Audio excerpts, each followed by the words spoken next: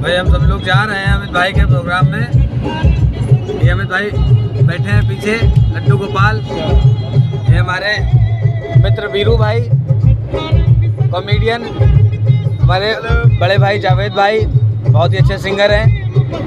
और मेरा बड़ा भाई शुभम पंडित, ढोलक वादक प्लेयर, ये बहुत अच्छा ढोलक बजाते हैं और गाड़ी भी बहुत बढ़िया चला रहे हैं। ये देखिए आप, मार बिल्कुल चल रही है।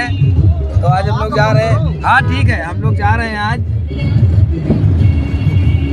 सिधौली से 10 किलोमीटर आगे पड़ता है गांव। अमित भाई कौन सा गांव है? कहाँ जहाँ प्रोग्राम है?